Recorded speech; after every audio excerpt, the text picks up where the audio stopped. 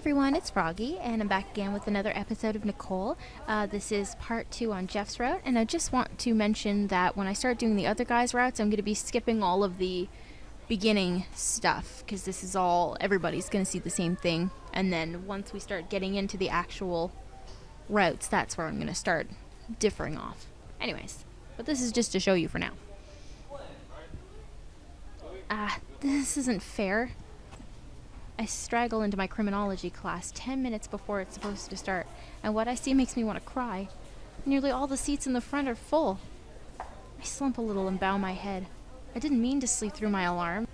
I even made sure to sleep at a reasonable time so I could get up early. So much for that, stupid body. There's no use complaining about it now.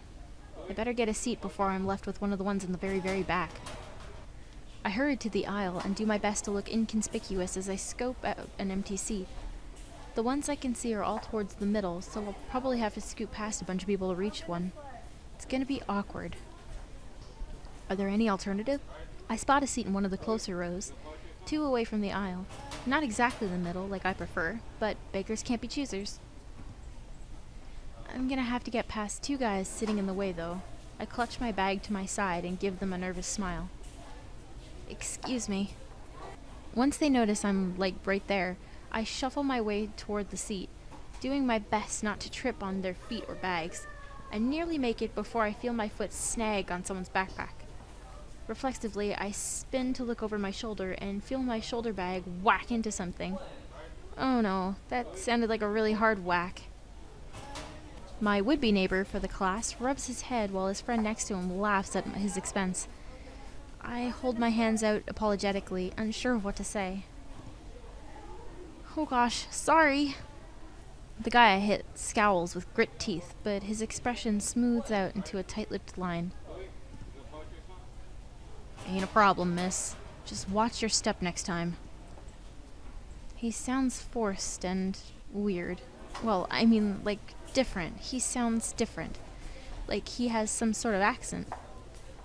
As I settle into my seat, I keep my bag in my lap, and I sneak another look to the guy right beside me. His hair is a sandy blonde and wavy, like he'd just been caught up in a breeze outside.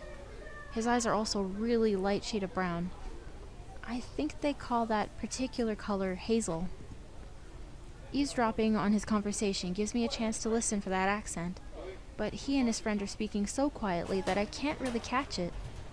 I'm soon cut off as the teacher begins with the lecture.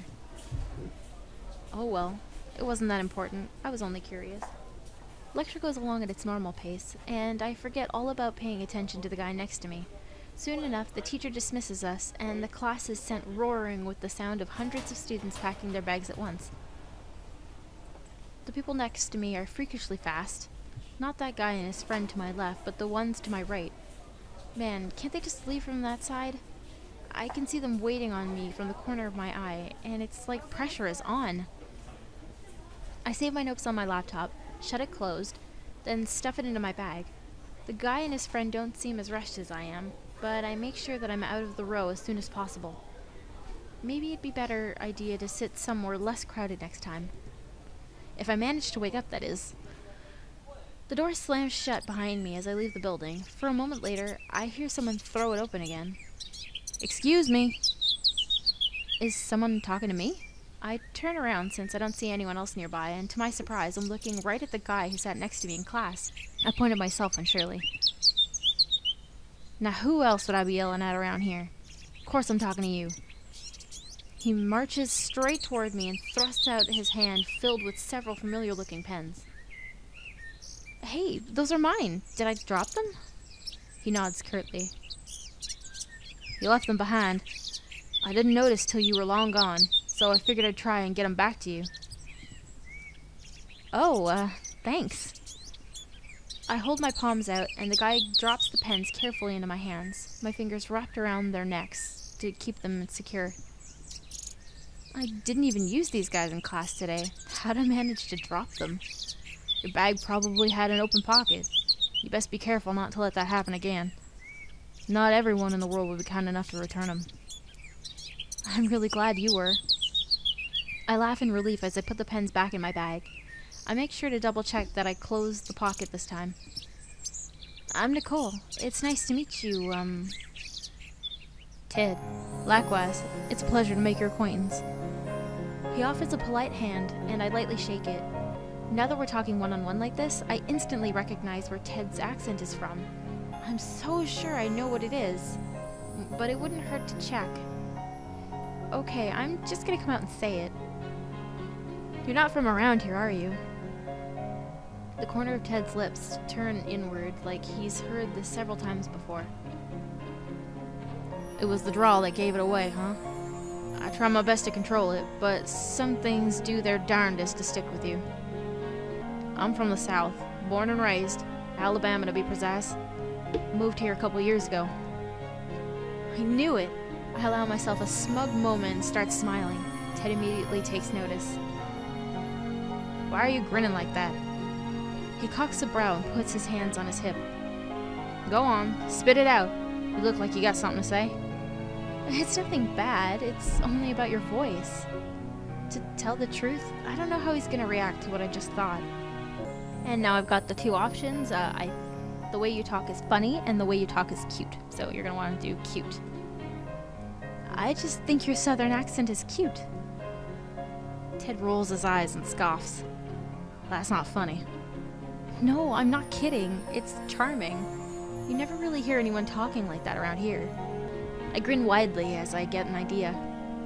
Hey, would you mind saying something for me? Like one of those funny sayings you guys have? What do you mean? We don't have any weird sayings.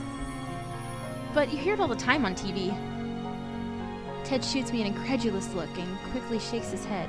He suddenly starts talking a mile a minute, sounding incredibly defensive. And you're really going to believe that? Okay, maybe there's a little truth in those shows, but just a little.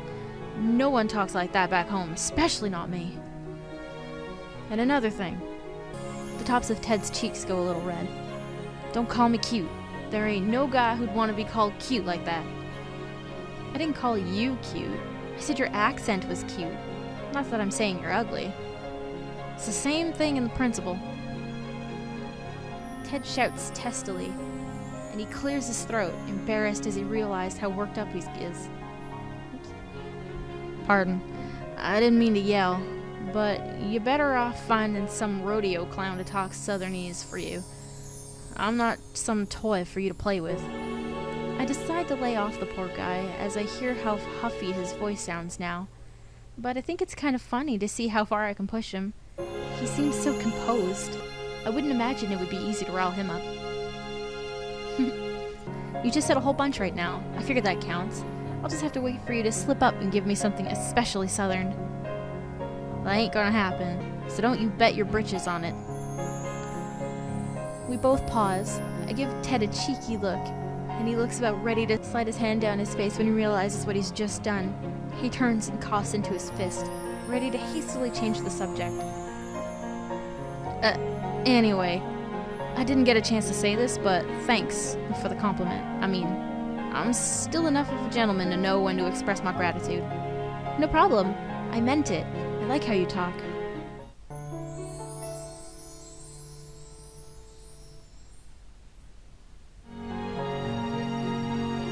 I get it.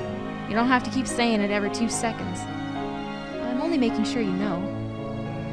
Ted looks like he's really trying hard to hold back a sigh, but I can tell that the two of us have gotten a little friendlier. You don't just argue with some random stranger. At least, I don't. I kind of wouldn't be surprised if Ted did.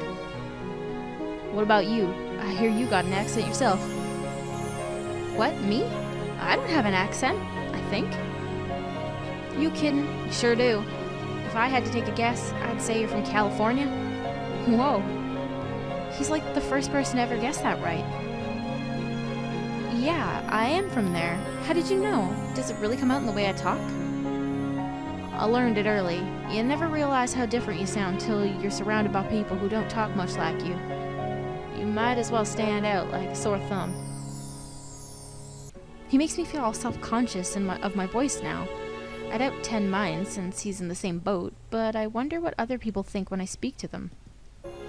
Maybe it's just Ted who's good at pointing out this sort of thing. Yeah, let's tell myself that. If you don't mind me asking, Why'd you choose a school all the way out here in Florida? It's a nice place and all, but ain't it far? It was a pretty long plane ride for sure, but this school has an awesome pre-law program. I got some financial aid to help pay for it, so money isn't too much of an issue besides the usual stuff.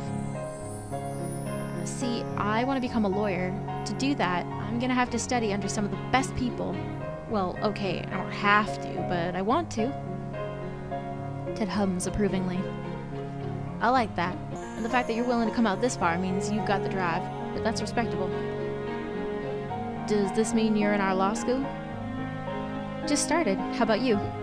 Second year, criminal justice major. I'm looking to get into law enforcement like my old man. Ah, so like joining the police or something like that. That sounds totally scary to me. I don't think I could ever do it. My pop says it can be hard at times, but that's not enough to scare me off. The way Ted says this isn't backed with cocky arrogance, but humble confidence. Just 'cause there's some scary jobs out there ain't gonna stop people from doing them. I figure if someone's gonna have to do it, why not me? If it's something I want to do, well, even better. Ted looks down at the watch on his wrist and takes a few steps back in the other direction. Alright, I got your stuff back to you, so I'm done here. I'll see you around class. Probably remember to keep better track of your things, okay? Will do. Bye, Ted. I wave Ted off as he departs, then fall into my own thoughts for a moment.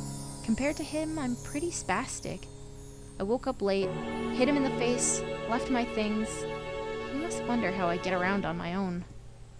But every cloud has a silver lining. If I hadn't left my things, I wouldn't have made a new friend in class. If I can call Ted that. He seemed like he was keeping a professional distance from me the whole conversation. I guess it'll just take some time. We have the whole semester to get to know each other. And we're going to end it here for today. Hope you guys liked this episode. If you want to see more, just click the eye on the top and don't forget to subscribe. Thank you guys for watching.